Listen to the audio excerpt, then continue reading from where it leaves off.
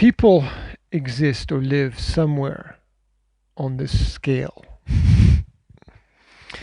People at the very, very base level, they're alive, right? You know, the heart is beating. But that's about it, right?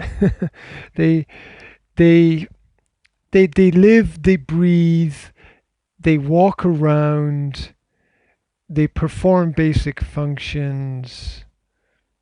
That's it. We then, if people progress, and normally this progression happens when people are younger, but we find people as adults who don't make it to stage 2, which is awake, which is you have self-assessment and reflection.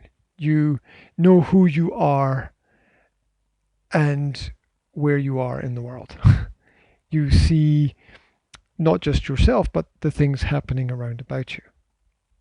So you're awake. You're a bit more conscious. And then we have the highest level of enlightenment and understanding, which is that you are aware. Not only do you see things, but you understand them.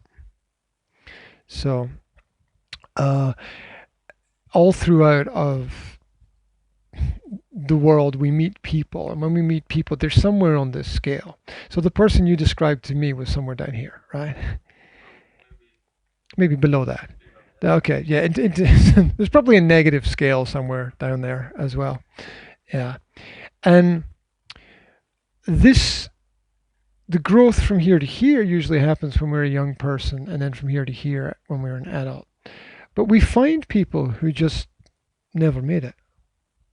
So there are people who are, you know, they're awake, they're breathing, they have a job, they have a function in the world and society, but they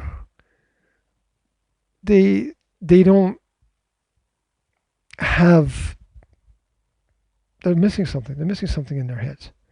They're missing a connection to understand how the world works. And these are people who are not conscious. They've learned a series of codes and programs about how the world works, and they're all self-related. It's all self. It's the world. How can I say it? It's just all self. Me, me, me, me, me, me, me, me, me, me, me. Everything they do is about me, me, me, me, me, me, me, me, me, and how wonderful I am.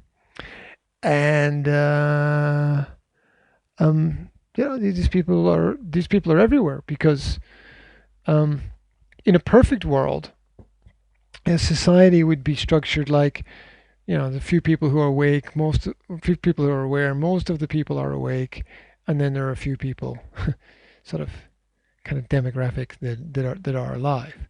But here in Slovakia, it's pretty much this, right?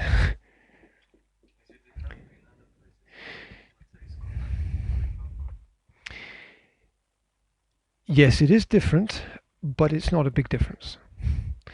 It's not such a big difference that you would go, you would see it straight away, right? It's not so big that you would see it straight away, but there is a difference there. That there's,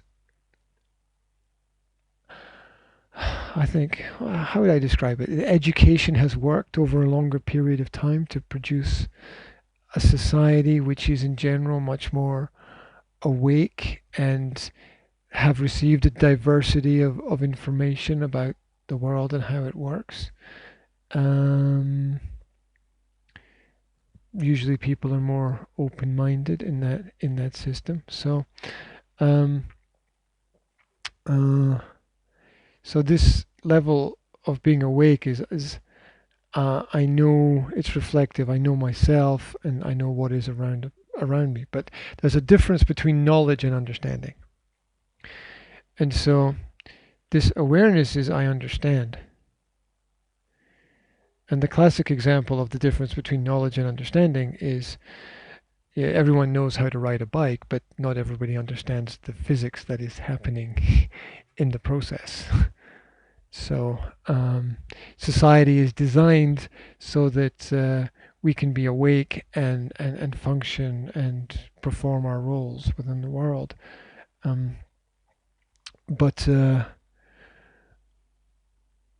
there are not so many people that get to this level of understanding how all the pieces of the puzzle fit together. And when you have society, which is designed as this pyramid design here, what happens is that the people at the top have to work extra hard to keep control of the people at the bottom, because the people at the bottom are just so out of control and not conscious about what's happening. And not conscious and all self means you don't see any negative results to your actions, which is what you were describing to me in your story, right?